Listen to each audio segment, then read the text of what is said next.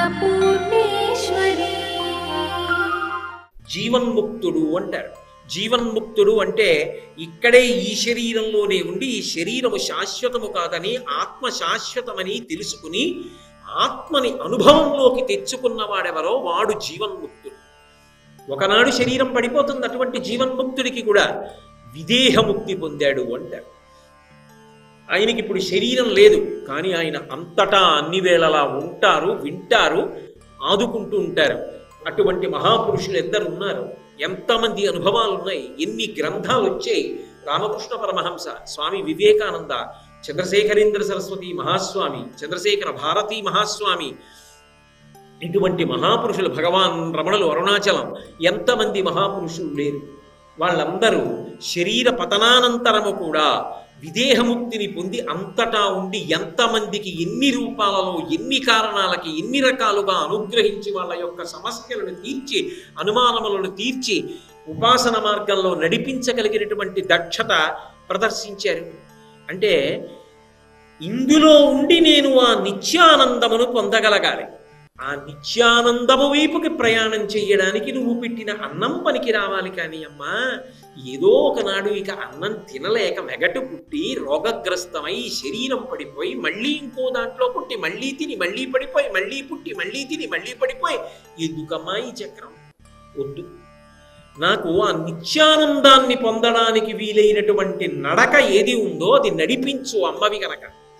అన్నము పెట్టు, చిటికిన వేలు పట్టుకుని నడిపించు, నన్ను ఆ గమ్యానికి చేర్చు, ఆ నిత్యానందాన్ని నాకు కటాక్షించు. నువ్వు పెట్టిన అన్నానికి అది ప్రయోజనం కావాలి. అమ్మ చిన్నతనంలో పాలిస్తుంది, గోరుముద్దలు పెడుతుంది. గోరుముద్దలు పెడుతున్న అమ్మ రామకథ చెప్తుంది. రాముడిలా ధర్మం నేర్చుకో, రాముడిలా సహనం నేర్చుకో, రాముడిలా కష్టాన్ని ఓర్చుకుని నిలబడు. ఎప్పుడూ రామకథ చెప్తుంది. అన్నం ఒక్కటే పెట్టరు, అన్నంతో పాటుగా తన కొడుకు కీర్తివంతుడు కావాలని, ధార్మికుడు కావాలని కోరుకుంటుంది. ఇంత కష్టపడి కన్నందుకు ఈ కొడుకుని కని నేను కూడా కీర్తిని పొంది విడుదలను పొందాలి అని కోరుకుంటుంది. అమ్మ ఎలా అన్నం ఒక్కటే పెట్టకుండా అన్నంతో పాటుగా ధర్మాన్ని కూడా నేర్పి గమ్యాన్ని చెప్తోందో, అమ్మ నువ్వు కూడా అన్నపూర్ణవి, లోకములకంతటికి తల్లివి, జగజ్జనడివి. కాబట్టి అన్నం ఒక్కటే పెట్టడం కాదమ్మా, నా జీవితమునకు చరమ ప్రయోజనమును కల్పించి ఇదే ఆఖరిసారి శరీరం పడడం అయ్యేటట్టుగా నన్ను అనుగ్రహించు.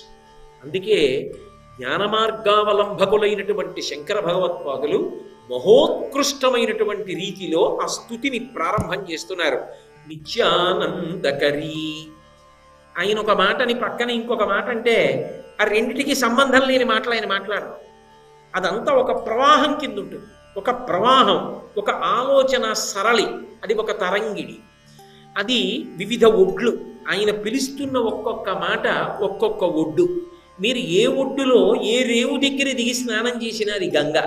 అలాగే శంకరాచార్యుల వారు పిలుస్తున్నప్పుడు అమ్మని రకరకాల నామాలతో సంబోధిస్తున్నప్పుడు అవన్నీ కూడా ఒక సూత్రమనందు గుచ్చినటువంటి మణులలా ఒక వరుస క్రమంలో వెడుతుంటాయి. అందుకే వరాభయకరీ. అమ్మా నువ్వు వరముద్ర పట్టావు, అభయముద్ర పట్టావు అన్నాడు.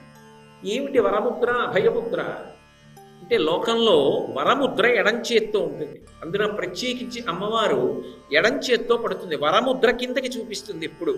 ఇలా ఉంటే వరముద్ర, ఇలా ఉంటే అభయముద్ర అంటారు. ఇలా ఉంటుంది అమ్మవారు, రెండు చేతులు. దాన్ని వరముద్ర అభయముద్ర అంటారు.